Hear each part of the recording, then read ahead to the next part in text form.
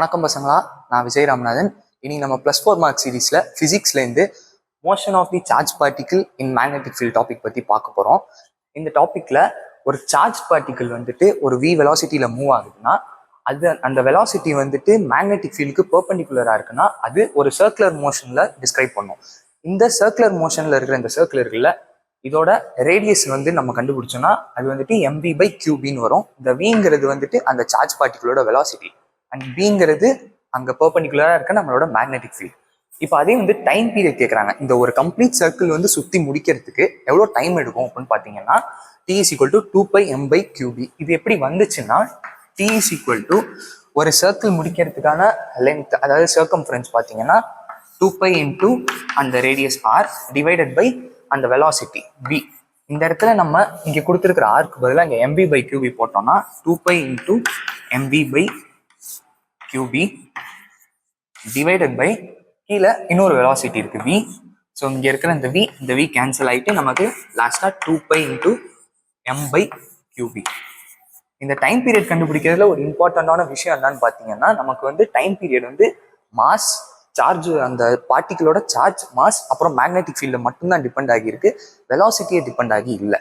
இப்போ இதில் இன்னொரு வேரியேஷன் பார்த்தீங்கன்னா நமக்கு இந்த வெலாசிட்டி இருக்குல்ல, இந்த வெலாசிட்டி வந்துட்டு இனிஷியலாக மேக்னெட்டிக் ஃபீல்டுக்கு பெர்பெண்டிகுலராக இருக்கிற கேஸ் தான் பார்த்தோம். ஆனால் இங்கே மேக்னெட்டிக் ஃபீல்டுக்கு ஒரு தீட்டா ஆங்கிள்லேருந்து நம்ம எடுக்கிறோம் அப்படின்னா, அதாவது மேக்னெட்டிக் ஃபீல்ட் இந்த டைரக்ஷனில் இப்படி இருக்குது, நான் என்னோட வெலாசிட்டி வெக்டர் வந்துட்டு ஒரு தீட்டா ஆங்கிள் இப்படி இருக்குது. அப்போ என்ன ஆகும்னா இது வந்துட்டு ஒரு ஹெலிக்கல் பாத் வந்து ஃபாலோ ஆகும். இங்கே ஹெலிக்கல் பாத்துங்கிறது என்னது, அதாவது இங்கே இருக்கிற இந்த பெர்பெண்டிகுலர் காம்பனன்ட் இருக்கல வெலாசிட்டி, அதனால ஒரு சர்க்குலர் மோஷன் நடக்கும். அதே சமயத்தில் இந்த v cos θ இருக்குல்ல, இது வந்துட்டு மேக்னெட்டிக் ஃபீல்டுக்கு பேரலாக இருக்கும். அதனால சர்க்குலர் மோஷனுக்கு எந்த கான்ட்ரிபியூஷனும் இருக்காது.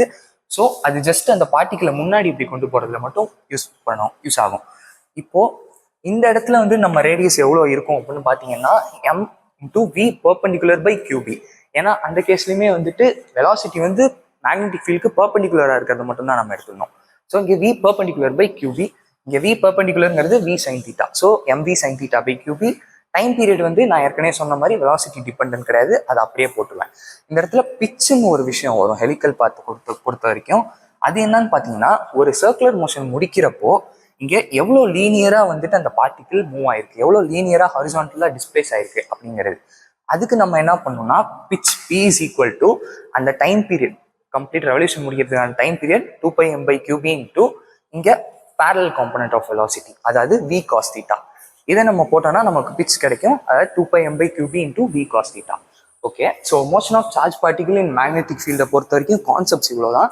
நம்ம இப்போ இதுலேருந்து ஒரு ப்ராப்ளம் ப்ராக்டிஸ் பண்ணுவோம். A proton is moving undeflected in a region of cross electric and magnetic field. ஒரு ப்ரோட்டான் வந்துட்டு எலக்ட்ரிக் மேக்னெட்டிக் ஃபீல்ட் ரெண்டும் கிராஸாக இருக்கிறதுல வந்துட்டு போகுது அப்படின்னு சொல்கிறாங்க. இந்த ரெண்டு ஃபீல்டுமே அந்த இடத்துல இருக்குது. அண்ட் அப்படி போகிறப்போ அது கான்ஸ்டன்டான ஒரு ஸ்பீடில் வந்து 2 × 10⁵ m/s போகுதுன்னு கொடுத்துருக்காங்க. ஸோ இதை வச்சு நான் ஒரு விஷயம் எழுதலாம். அதாவது ஒரு பார்ட்டிகிள் இருக்குது, அது வந்து constant velocity crossed magnetic and electric field இருக்கிறப்போ போகுதுன்னா ஃபோர்ஸ் டியூ டு எலக்ட்ரிக் ஃபீல்டும் ஃபோர்ஸ் டியூ டு மேக்னெட்டிக் ஃபீல்டும் பேலன்ஸ் ஆகிறப்போ தான் வந்துட்டு அது ஒரு கான்ஸ்டன்ட் வெலாசிட்டியில் போகும். ஸோ இங்கே FB வந்துட்டு நம்ம என்ன எழுதுவோம், Q × V × B, QVB. அதே FE என்ன எழுதுவோம், Q × Eன்னு எழுதுவோம். இப்போ இது ரெண்டையும் வந்துட்டு நான் ஈக்குவல் பண்ணேன்னா எனக்கு வெலாசிட்டி V = E/Bன்னு கிடைக்கும். எனக்கு இப்போ வெலாசிட்டி எவ்வளோன்னு கொடுத்துருக்காங்க. அண்ட் அதுக்கு அடுத்தது வந்து when the electric field is switched off, the proton moves along a circular path of radius 2 cm அப்படின்னு கொடுத்துருக்காங்க. இது சர்க்குலர் பாத்தில் சுற்றுது அப்படிங்கிறத கொடுத்துருக்காங்க.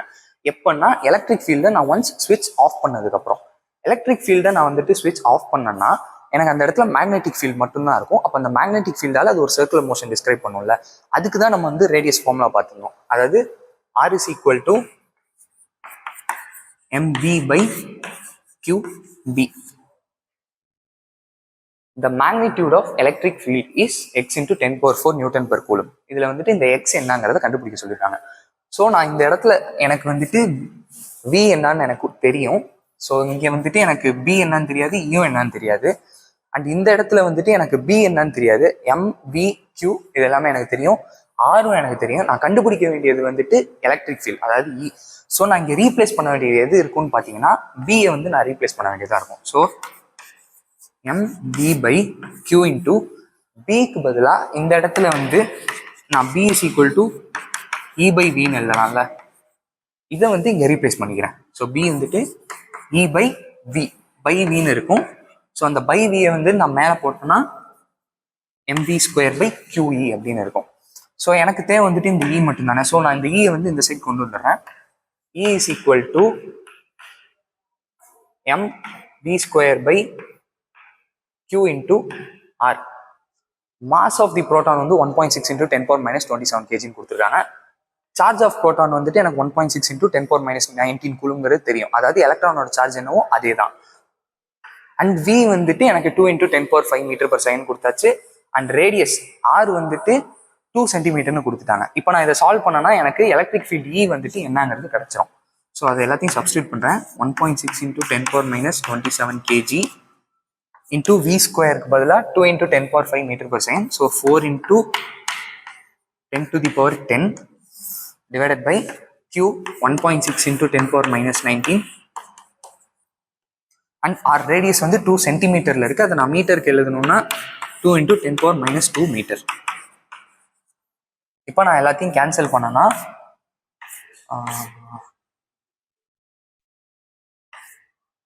இங்கே ஒரு 10⁻6 இருக்கும். 2 கேன்சல் 2. ஸோ எனக்கு ஃபைனலி 2 இன்டூ 10⁻4 நியூட்டன்/கூலும்னு கிடைக்கும்.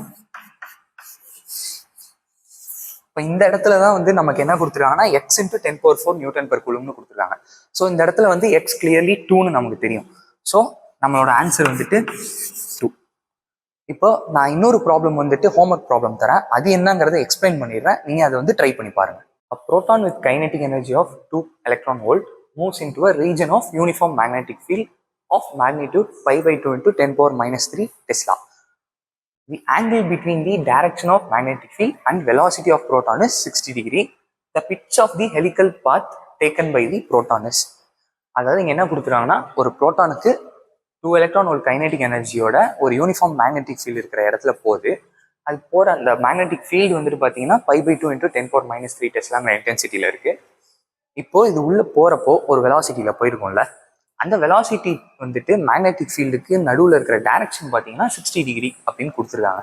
நம்ம ஏற்கனவே பார்த்துருக்கோம், ஒரு ஆங்கிள் இருக்குன்னா அது வந்து ஹெலிக்கல் பாத் ஃபாலோ பண்ணும் அப்படின்ட்டு.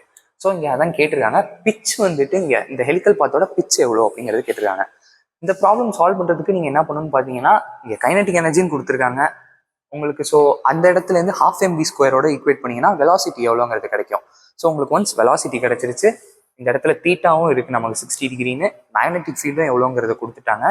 அண்ட் நமக்கு மாஸ் ஆஃப் ப்ரோட்டான் என்ன அண்ட் சார்ஜ் ஆஃப் ப்ரோட்டான் என்ன, அதாவது இஎம்பி ரெண்டுமே கொடுத்துட்டாங்க. இது வந்து நம்ம டேரெக்டாக வந்துட்டு ஃபார்முலாவில் சப்ஸ்டியூட் பண்ணோம்னா நமக்கு பிச் வந்து எவ்வளோங்கிறது கிடைச்சிரும். ஸோ அவ்வளோதான். இந்த ப்ராப்ளமை ட்ரை பண்ணிட்டு ஆன்சரை வந்து கமெண்ட் செக்ஷனில் போடுங்க.